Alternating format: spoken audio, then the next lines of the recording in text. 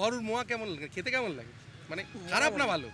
মোটামুটি আমাদের মুখে অতটাও লাগে না, এমনি ঠান্ডা পড়লে একটা খাওয়ার ইচ্ছা হয়, সেই হিসেবে খাই। মানে অতটাও কিছু নেই, অতটাও কিছু নেই সত্যি কথা বলতে, আসলে দেশের লোক তো দেখে দেখে অভ্যেস হয়ে গেছে। নামে জয়নগরে হচ্ছে, বুঝলেন, নামটা হচ্ছে জয়নগর, শুধু ওই থানা বলে জয়নগর। আমরা কলকাতার লোকেরা জয়নগর বলেই জানছি, তাই এমনি বাইরে বিক্রি হচ্ছে 100 টাকা মোয়া কিলো। হ্যাঁ, এখানে যান 600 টাকা 800 টাকা। বলুন, এটা আমাদের জমিদার বাড়িতে এক ভদ্রলোক কাজ করতেন জমিদারের কাছে। সেই জমিদার, সেই যে জমিদারের যে কর্মচারী, তিনি হচ্ছে তার খেজুর গাছ ছিল এবং ধান চাষ করেছিল। সেই খেজুর গাছের থেকে রস কালেক্ট করে গুড় করেছিল এবং সেই গুড়ের সাথে মানে নাড়ু করে জমিদারকে খাইয়েছিল। তখন সেটা খইচুর বলা হতো। সেই খাওয়াতে সেই জমিদার বাবু মানে ওকে বলেছিল, বাহ এটা দারুণ করেছিস, দারুণ খেতে, তুই এটা কর, দেখবি এটা মার্কেটে চাহিদা হবে, এটা তুই মোয়া বলে বিক্রি করবি। সেই থেকে ক্রমশ সেই আপনার খইচুর থেকে বিভিন্ন সময়ের পরিবর্তনের সঙ্গে সঙ্গে সেটা যেই মোয়া বলে রূপান্তরিত হয়েছে। এই মুহূর্তে বসে আছি বহরু হাই স্কুলের মাঠে।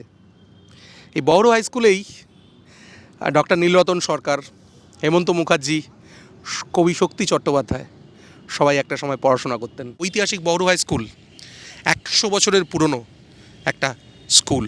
চলুন যাই, এক হারমোনিয়ামওয়ালার সঙ্গে কথা বলে আসি। আমার নাম ভানুশশী দাস, আমার প্রতিষ্ঠানের নাম হচ্ছে মা বাবা মিষ্টান্ন ভাণ্ডার।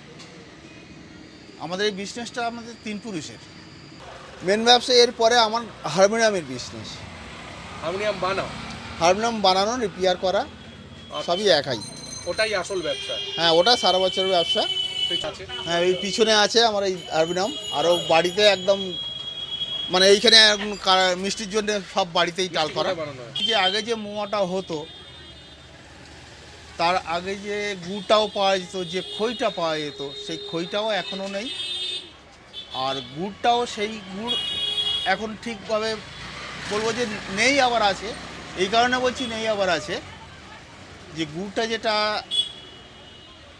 মানে এত চাহিদা হয়ে গিয়েছে, খেজুর গাছও কমে গেছে। সেই চাহিদা মেটাতে গিয়ে এখন মানুষ বেশিরভাগ ভেজালে করছে। তাই ভালো জিনিসে নেই বলবো না, ভালো জিনিসের দামটাও অত্যাধিক বেশি পড়ে যায়।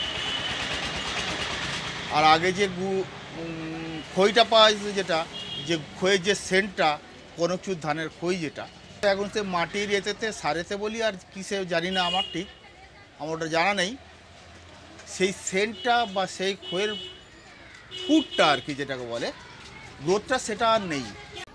এটা এই কনকচুর ধান না? ইয়েস, এই কনকচুর ধানে এই যে লাল রঙের সুমা হবে। ধান শুকানোর পরে কি হবে? রাতভর শিশিরে থাকবে, মানে ফাঁকায় পড়ে থাকবে, শিশির খাবে। হ্যাঁ, তারপর শিশিরে জল হবে, তারপরে এনে ভাজা হবে। আর মোটামুটি কোন মাস নাগাদ আসে এই চাল আপনার কাছে, মানে এই ধান? অজ্ঞান মাস। অজ্ঞান মাসের আগে কনকচুর ধান আসে না? না, পুরাতন থাকে। আচ্ছা, কার্তিক মাসে, তবে সেটা ভালো হয় না। এটা কি আবহাওয়ার উপর নির্ভর করে? হ্যাঁ, ধানের ফলন কিরকম আবহাওয়া হতে হবে? আবহাওয়া ভালো হতে হবে। বৃষ্টি হলে, ফলন হওয়ার পরে বৃষ্টি হলে ফুটবে না। এই যে খইটা হচ্ছে না, এখন শুধু চড়া কেটে যাবে। এটা অন্তত 4 মাস। 4 মাস? অজ্ঞান, পৌষ মাস। প্রত্যেক দিন 150 কিলো মতন?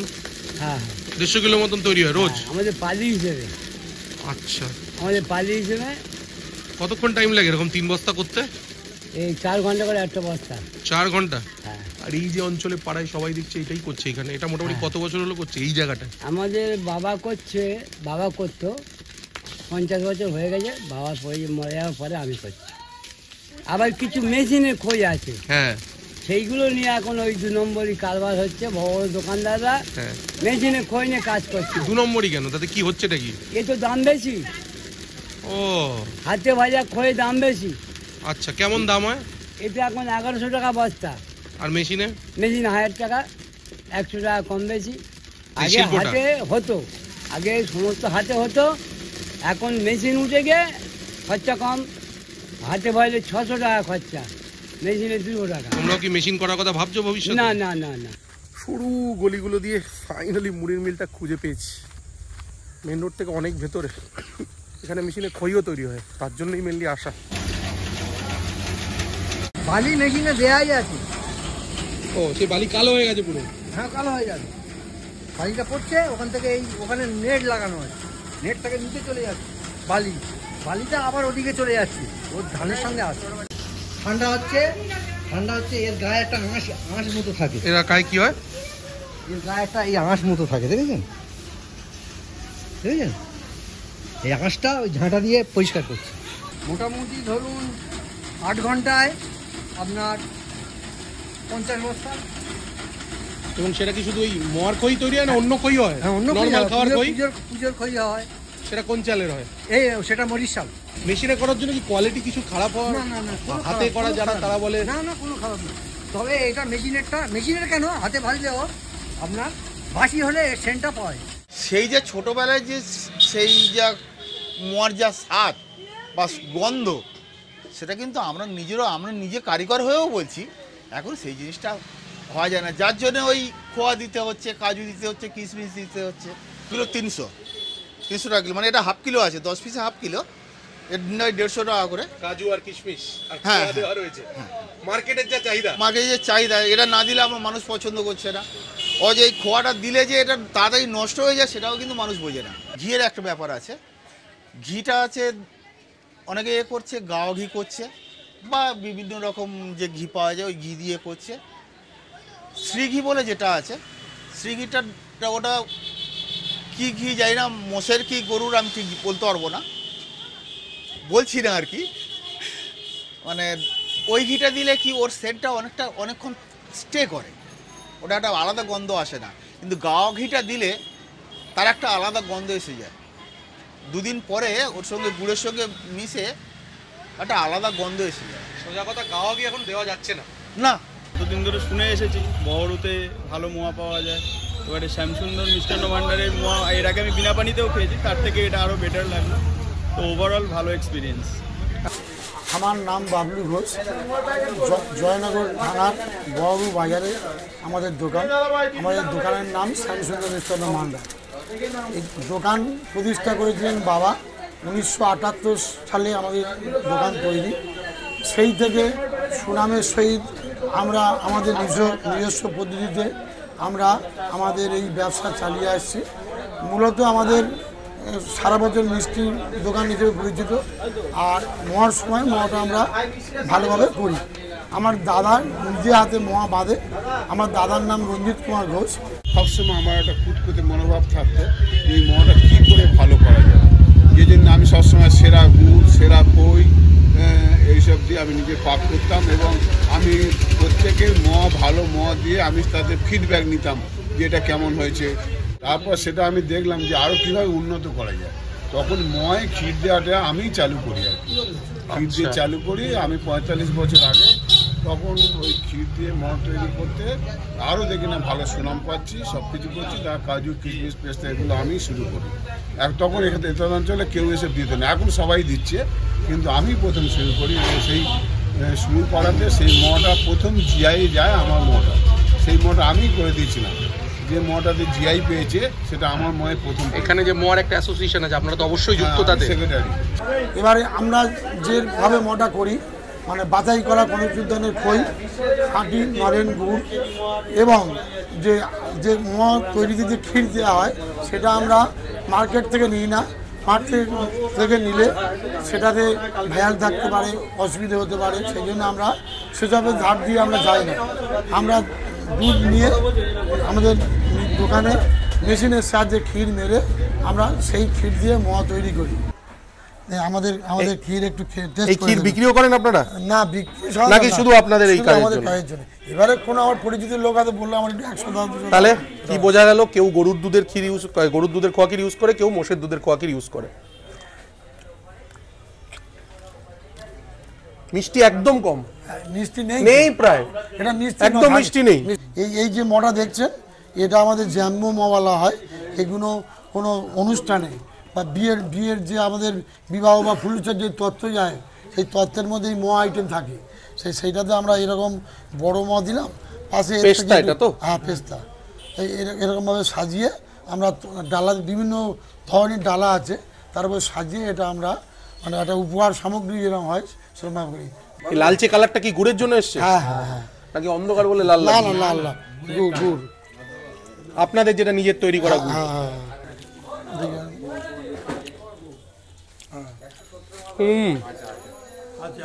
সব থেকে প্রথমে কথা বলবো গুড়টা নিয়ে। অবশ্যই ভালো গুড় এটা ইউজ হয়েছে, বিকজ গুড়ের যে ঘ্রাণ হয় না সেটা আপনি মোয়াটা ভাঙলেই পাবেন, ভেতরে কিশমিশ তো পাবেনই। এটা একটা প্রাসঙ্গিক প্রশ্ন আমি সবাইকেই করে থাকছি এখানে, যে এই যে কিশমিশ কাজু এটা ভরে দেওয়া রয়েছে, এটা বোধহয় 600 টাকা কিলো, তাই তো? অনেকগুলোতে দেখি বাইরে দেওয়া থাকে, কিছুতে ভেতরে দেওয়া থাকে, কিন্তু একটা সময় ছিল যখন কিন্তু এগুলো ভেতরে ইউজ হতো না। মোয়া ইন ইটস ট্রু ফর্ম শুধুমাত্র মানে ঘিয়ের মিশ্রণে তৈরি হতো, আর কিছু ছিল না। আগে একটা খইয়ের যদি খইয়ের বস্তা যদি এখান থেকে যেত, তার খইয়ের বস্তাটা 100 মিটার 150 মিটার চলে গেলেও খইয়ের যে গন্ধের রেসটা সেখানে পাওয়া যেত, কিন্তু এখন সেটা হয় না। কেন? আমাদের ছোটবেলাতে এগুলো দেওয়া ছিল না। অবশ্যই করেছিল, বড় ঝুড়ি করে কলকাতায় বিক্রি করতে আসতো, গন্ধেই আমরা। হ্যাঁ, তার কারণটাও বলি শুনুন। তার কারণটা হচ্ছে মানে তখন কোনো সার প্রয়োগ করে ধান চাষ করা হতো না, এখন রাসায়নিক সার প্রয়োগ করে উচ্চ ফলনের জন্য চাষ করা হয়। ফলে সেই কিন্তু এটাও কনকচুর ধানের খই, এটা কিন্তু কনকচুর ধানের খই, অন্য কিন্তু খই নয়, কিন্তু সেই যে সেন্ট, যে নিজস্ব ধানের যে সেন্ট, তার যে খইয়ের যে গন্ধ, সেই গন্ধটা আগের মতো নেই। ধান সব থেকে ইম্পর্টেন্ট ইনগ্রিডিয়েন্ট, যেটার কোয়ালিটি আবহাওয়ার জন্য হোক, জমির কোয়ালিটির জন্য হোক, আগে অত্যন্ত ভালো ছিল। বাট বিভিন্ন রকমের সার ইউজ করার জন্য, ডিমান্ড সাপ্লাই রেশিও বেড়ে যাওয়ার জন্য আজকের দিনে এই কনকচুর ধান থেকে যে চালটা উৎপন্ন হচ্ছে তার মধ্যে কিন্তু সেই আগেকার মতন ঘ্রাণ নেই, যার পরিণামে সবাই যেটা বললেন এখানকার ব্যবসায়ীরা, যে তোমাকে এক্সটার্নাল ফ্যাক্টরের আশ্রয় নিতে হচ্ছে, যেমন কাজু কিশমিশ, বা কেউ কেউ হয়তো একটু সেন্টও, আর্টিফিশিয়াল সেন্টও ইউজ করছে কিছু কিছু দোকানে। সো এইগুলোর আশ্রয় নিতে হচ্ছে একটাই কারণে, বিকজ এই ঘ্রাণটা, এই চালের যে ঘ্রাণটা, যেটা হয়তো আমার ছোটোবেলা অবধি পাওয়া যেত, আজকের দিনে সেটা মিসিং। এবার সেটা মিসিং, তার কারণ এবং তার দায় পুরোটা চাষিদের নয়, কিছুটা দায় অবশ্যই সরকারের পরে, যারা মিডলম্যান তাদের পরে, ডিমান্ড সাপ্লাই রেশিওর মধ্যে একটা হিউজ ইমব্যালেন্স রয়েছে সেটার ওপরেও পড়ে। বাট এরা সবাই মিলে কিন্তু চাইলেই এই জিনিসগুলো ঠিক করতে পারে। আমাদের সয়েল, আমাদের মাটি এখনও কিন্তু পুরোপুরি নষ্ট হয়ে যায়নি, বাট আমরা উঠে পড়ে লেগেছি আগামী দিনে সবই আর কি নষ্ট করে দেওয়ার জন্য। অর্গানিক প্রোডিউস আর কিছু থাকবে না। রাস্তাঘাটের অবস্থা খারাপ। কোনো মেশিন বেরিয়েছে নাকি আজকাল এসব মাখার, নাকি এখনো হাতেই মাখছে? না, সব হাতেই। এটা কি দিচ্ছে? এটা ওই শ্রী ঘি যেটা বলে। খোয়া ক্ষীর কত করে কিলো কেন? আমি এখনো কিনি না, কারণ আমার নিজের তৈরি। ও, এটা আমার নিজের ঘরের। খোয়া ক্ষীরেরও তো কোয়ালিটি ব্যাপার থাকে। অবশ্যই থাকে, তবে এটা আমার ওই ঘরের দুধের।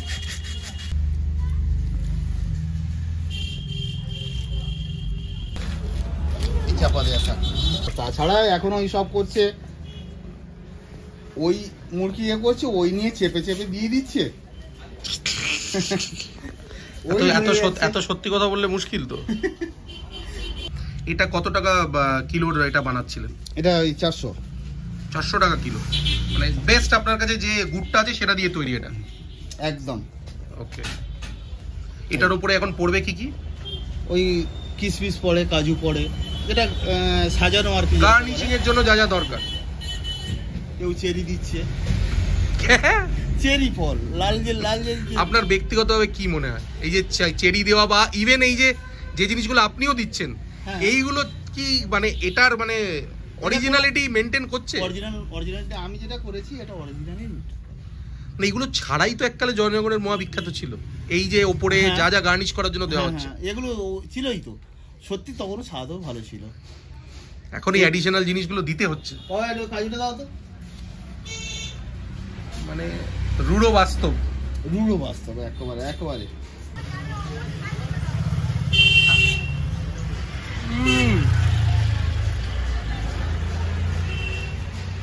সত্যি কথা বলি, জয়নগরের মোয়া মনে পড়লেই না ছোটবেলায় সেই মাথায় ঝুড়ি করে আনা ভদ্রলোকগুলোর কথা মনে পড়ে, যারা পাড়ায় পাড়ায় জয়নগরের মোয়া নিয়ে আমাদের ছোটবেলায় আসতো। দূর থেকে, মানে আমি সত্যি কথা বলছি, আমার থেকে যদি তারা 10-15 ফিট দূরেও থাকতো না, ওই ঝুড়ির থেকে একটা অদ্ভুত সুন্দর গন্ধ বেরোতো। আজও জানি না সেটা কিসের গন্ধ ছিল। সত্যি কথা বলতে সেই গন্ধটা কিন্তু এখনকার মোয়া থেকে মিসিং। তার কারণগুলো আমরা একটু একটু করে এখানে লোকাল মানুষের সঙ্গে কথা বলে জানছি। বাট মোয়ার আদি অকৃত্রিম স্বাদ কিন্তু এর ওপরে কিশমিশ বা এইসব জিনিস দিয়ে তৈরি হয় না। মোয়ার স্বাদ কিন্তু এখনো এই কনকচুর ধান, ভালো গুড় আর ভালো ঘিয়ের ওপরেই নির্ভরশীল। 400 টাকা কিলো এই মোয়াটা কিন্তু খারাপ না, খুবই ভালো। আমাদের যে এলাকায় আগে যে খেজুর ছিল, এখন সেই খেজুরের সংখ্যা অনেক কমে গেছে। এখন কী করছে, শ্রেণীরা আমাদের এলাকা ছেড়ে আরও দূরবর্তী এলাকায় চলে যাচ্ছে, যেখানে গাছের সংখ্যা মানে একটু বেশি আছে। সেখানে গিয়ে তারা তাঁবু খাটিয়ে মানে গাছ কেটে রস সংগ্রহ করে গুড় আমাদেরকে দিচ্ছে। বীরভূম, বাঁকুড়া, পুরুলিয়া এসব অনেক জায়গা থেকে আসছে বটে, বা বৃন্দাপুর থেকে আসছে। তো ওই যে খেজুরের গুড়টা হয়, আমাদের এইখানকার এই জয়নগর অঞ্চলের যে মাটির যে গুণটা, মাটির যে ফ্লেভারটা হয় গুড়ের, সেই ফ্লেভারটা কিন্তু ওই অঞ্চলে হয় না। এখানকার মাটিতে যে খেজুর গাছ, সেই খেজুর গাছের রস যে স্বাদে গন্ধে অতুলনীয়, তা কি বলুন। অন্য এখন নদীয়াতে গুড় পাওয়া যায়, আপনার বাঁকুড়াতে গুড় পাওয়া যায়, সে গুড় এমনি ভালো, কিন্তু আমাদের এখানের মধ্যে স্বাদে গন্ধ এতটা ভালো না। মোয়ার জন্য সেটা নয়, খেতে খারাপ নয়, কিন্তু আপনার যে নলেনের যে গন্ধ সেটা আমরা বলি, যার জন্য এত সুনাম, সেটা কিন্তু ওইসব গুড়ে পাওয়া যাবে না। সেটা পেতে হলে আমাদের এখানেই আসতে হবে। যার জন্য আমাদের এখানে ভেজাল হলেও তবু যে ফ্লেভারটা পাওয়া যায়, কিন্তু ওইখানকার একটু ভেজাল তো আছে অবশ্যই, অবশ্যই না মানার কোনো ব্যাপার নেই, ভেজাল আছে। মানে চিনি আছে গুড়ে আমাদের। হ্যাঁ হ্যাঁ হ্যাঁ, আমাদের এখানকার বলবো কেন, সব জায়গায় এখন চিনি মারতে শুরু করে দিয়েছে। অরিজিনালের গুড়ের দাম নিতে গেলে কমপক্ষে 400 টাকা নিতে হয়। 7 কিলো রস মেরে তারপরে 1 কিলো গুড় হয়। তা 7 কিলো রস মারতে গিয়ে তো সেটা 7 কিলোর একটা গাছ থেকে মানে 5-6টা গাছ থেকে তবে 7 কিলো রস সে কালেক্ট করবে। সে কালেক্ট করার পরে সেইটার করবে, তার তো মজুরিটা দরকার। সে কোথা থেকে দেবে? যেই করুক না কেন, আমি করি না বা অন্য কেউ করুক না কেন, সেই গুড়টা কোথা থেকে দেবে? এই যে মোয়া দেখছেন, এটা আপনার সবচেয়ে ভালোটা 600 টাকা কিলো। এছাড়াও আমাদের কোয়ালিটি অনুযায়ী এরপরে 520 টাকা কিলো আছে, 440 টাকা কিলো আছে। ডিফারেন্সটা কোন জায়গায়? গুড় না, খই গুড় ভালো দেওয়া হয়। এবারে মনে করুন ক্ষীর কম বেশি আছে, ঘি কম বেশি আছে, কাজু বাদাম, পেস্তা, আমরা 600 টাকার মধ্যে পেস্তা গুঁড়ো পাকের সাথে মেশাই। খোয়া কি আপনারা নিজেরা বানান? খোয়া কি আমরা নিজেরা গরুর দুধের, একদম মোষ দুধের। এই যে মোয়াটা দেখতে পাচ্ছেন, এটা আপনার 440 টাকার মোয়া। আবার যে মোয়ার 600 টাকা মোয়া বললাম, তার থেকে ডিফারেন্সটা এতে ওর থেকে ক্ষীর কম, ঘি কম, একটু কাজু কম, হ্যাঁ, এইভাবে করা। সুগার ফ্রি মোয়া হয় না, ওটা যারা বলছে ওটা ঠিক বলছে না। সুগার অল্প একটু সুগার দিতে হয়, এবং মিষ্টি ছাড়া মোয়া হবে কী করে? সুগার ফ্রিটা টোটালি গুড়ের। কিন্তু কোন গুড়? মানে সুগার ফ্রি তো অ্যাটলিস্ট ভালো গুড় অবশ্যই। সেটা কত করে কিলো? সেটা ওই 400 টাকা কিলো যেটা বলছিলাম না, একদম হালকার উপরে। ওটা দেখতে কিন্তু খুব একটা ভালো হবে না। এই যে মোয়াগুলো দেখতে যেমনি অনেকে দেখার ব্যাপার একটা আছে, দেখতে কিন্তু ভালো হবে না। সে খইগুলো একেবারে ড্রেস আর এগুলো খেতে ভালো। ওটা যারা বলছে তারা ধাপ্পাবাজির জন্য বলছে, ওটা আমরা কোনো সময় বলি না, ওইভাবে আমরা মানুষকে ঠকাতেও চাই না। আর সুগার ফ্রি মোয়াতেও তো গুড় ইউজ হচ্ছে, অবশ্যই এখানেও গুড় ইউজ হচ্ছে, ওটা তো গুড় ইউজ হচ্ছে। তাহলে সুগার শুধু নয়, চিনিও আছে, চিনিও থাকে। আমাদের অল্প সামান্য চিনি দিতে হয় আগে, মানে সেটা যারা নেবে জেনে বুঝিনি। হ্যাঁ, সেটা অনেকে সুগারের প্রবলেম আছে, এই আছে ওই আছে, চিনির পরিমাণটা কম থাকে। আমাদের মোয়া দেখুন, সস্তা গুড়ে শুনেছি চিনির পরিমাণ অনেক বেশি থাকে। হ্যাঁ, সেটা থাকেই। এই দেখুন আমাদের মোয়া একটু লালি ভাব দেখতে পাচ্ছেন, আপনি অন্য মোয়া দেখবেন এত লাল থাকবে না, সাদা। আমার গল্পটি ফুরালো, নোটে গাছটি মুড়লো। চেষ্টা করলাম অন্যরকম বহুরু দেখানোর, বহুরুর মানুষজনের সঙ্গে আলাপ করানোর। মোয়া তো রইবেই, কিন্তু মোয়ার পেছনে কত রকমের লোক কত রকমভাবে যুক্ত আছে তার একটা আউটলুক এই ভিডিওটা দেওয়ার চেষ্টা করলাম। ভিডিওটা প্রচুর বড় হয়ে গেছে, বাট আমি জানি যার ভালো লাগবে তারা পুরোটা দেখবে, আর ভালো লাগলে শেয়ার করতে ভুলো না। You watching 100 now beats. এখানে শুধু খাওয়া নয়, একটা খাদ্য তৈরির পেছনে মানুষের পরিশ্রম, মানুষের গল্প, একটা অঞ্চলের বৈশিষ্ট্য সব কিছু দেখানো হয়। Bye bye.